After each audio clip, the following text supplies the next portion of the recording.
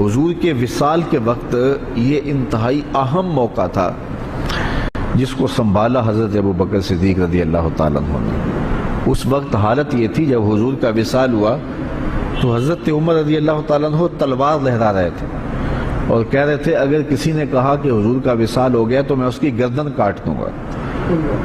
حضور علیہ السلام کچھ وقت کے لیے سکتے میں چلے گئے ہیں، پھر اپنی اصلی حالت میں لوٹ آئیں گے، تو اگر کسی نے یہ کہا تو میں اس کی گردن کاٹوں گا۔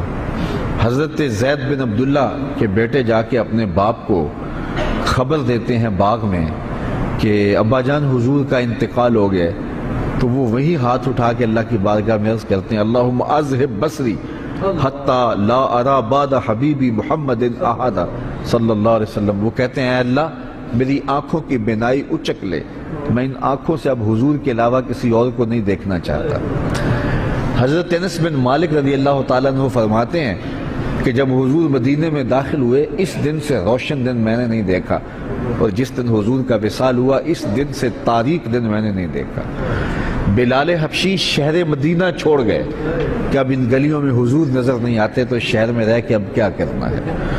اسی طرح حضرت سیدہ فاطمہ رضی اللہ تعالی عنہا روتی تھیں اور ساتھ کہتی تھیں صبت علیہ مصائب لو انہا صبت علی الایام سرنا لیالیا، میرے اوپر جو مصیبتیں پڑ گئی ہیں اگر وہ دنوں پہ پڑ جاتی تو وہ مصیبتوں سے رات بن جاتے۔ وہ غضبہ نامی اونٹنی جو حضور کی سواری تھی، اس اونٹنی سے حضور کا ہجر برداشت نہ ہوا، وہ حضرت سیدہ فاطمہ زہرا کی دہلیز پر سر رکھ کر کے روتی رہتی تھی اور باقاعدہ اس حال میں اس نے انتقال کیا۔ وہ داراز گوش جس پہ حضور سواری کیا کرتے تھے جسے یافور کہتے تھے، وہ ایک اندھے کنویں میں چھلانگ لگا کے اپنی جان سے ہاتھ دھو بیٹھا۔ جب حضور چلے گئے تو ہم نے جی کے کیا لینا ہے۔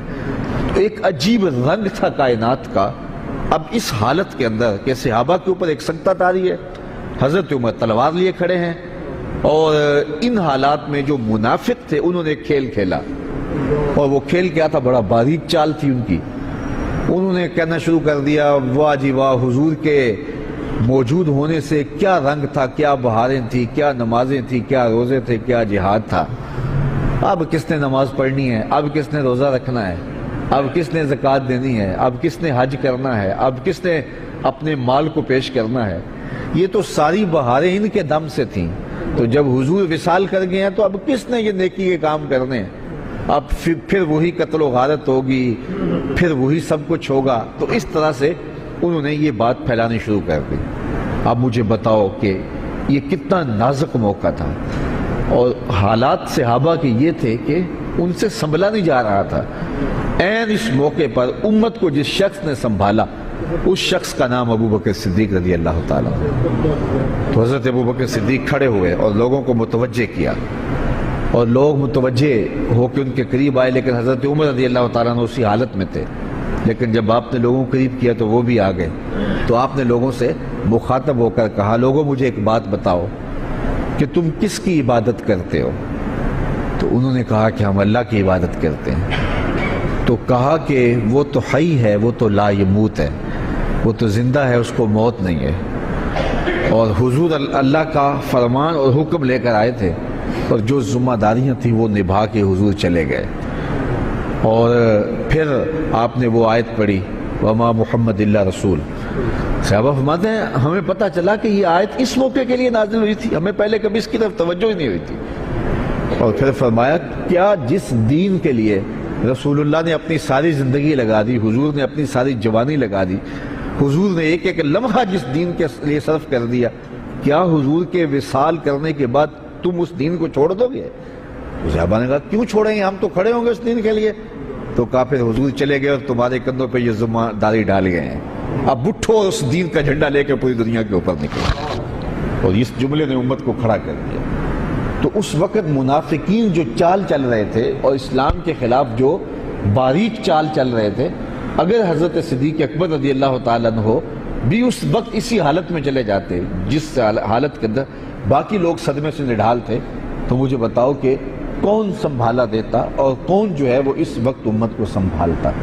تو حضرت ابوبکر صدیق رضی اللہ تعالیٰ عنہ نے اس موقع پر امت کو سنبھالا۔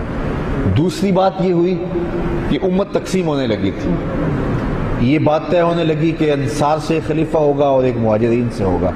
اس موقع پہ حضرت ابوبکر صدیق نے جا کے کردار ادا کیا اور امت کو اس نازک موقع پہ تقسیم ہونے سے بچا لیا۔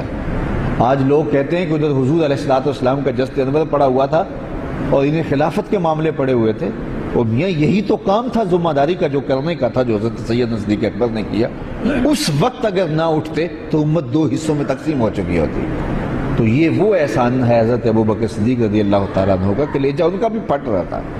حضور علیہ السلام کی وفات کا جو صدمہ تھا وہ انہیں بھی تڑپا رہا تھا، بلکہ ایک زمانہ ایسا آیا کہ حضور نے صحابہ سے خطاب کرتے ہوئے فرمایا کہ اللہ نے ایک بندے کو اختیار دیا ہے کہ وہ اس دنیا کو اختیار کر لے یا آخرت کو اختیار کر لے، تو اس نے اس دنیا کی بجائے آخرت کو اختیار کر لیا۔ تو حضرت صدیق اکبر رو پڑے۔ تو باقی صحابہ نے حضرت ابوبکر سے پوچھا کہ ابوبکر یہ بات رونے والی تو نہیں ہے؟ تو کہا تم نہیں سمجھ رہے، اس بندے سے مراد خود حضور کی ذات ہے، تو اس کا مطلب یہ ہے کہ حضور اب ہم سے جدا ہو رہے ہیں، اور انہیں برداشت نہیں ہو رہا تھا۔ لیکن اس وقت جب یہ نازک موقع آیا تو حضرت ابوبکر صدیق نے کھڑے ہو کے امت کو سنبھالا دیا